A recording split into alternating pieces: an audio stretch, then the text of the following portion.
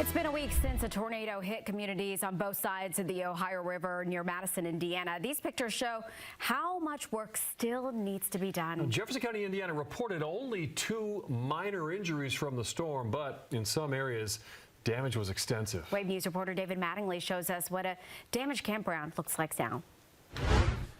For some people hit by this tornado, there is nothing left to do but literally pick up the pieces. It's been a week now since the storm came through, and there's still a lot of work to do. Trailer campers made of fiberglass and aluminum siding were no match for 110-mile-per-hour winds. The back row here is from just flying. A lot of them have from flying debris from the front. Missy and Tom Roddy were in Florida when they got word of what happened. They came back to find out how truly lucky they were when the campers next door were wiped out. One little piece of lattice, that missing, that's all the damage you had. And the shed stayed there. With all this damage around you, how does that happen? I've had bad luck for 8 months, so apparently somebody changed their luck. I don't know.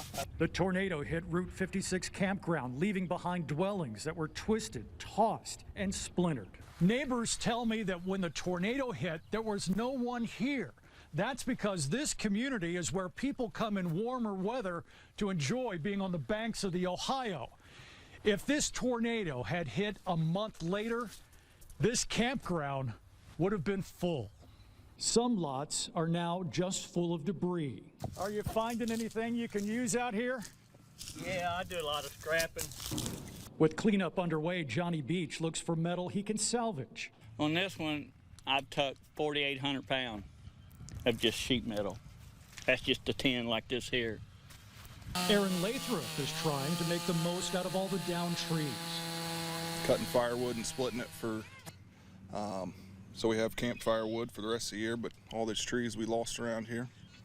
How long do you think it's going to be before everything looks normal again? It'll be all summer. I think we'll be working and picking away at it all summer. The wood he cuts now will come in handy for those inevitable conversations around the campfire. Lighthearted neighbors speaking with relief and gratitude in the aftermath of a storm that could have been so much worse. There are no estimates for how long the recovery might take. People are taking it one day and one piece of debris at a time.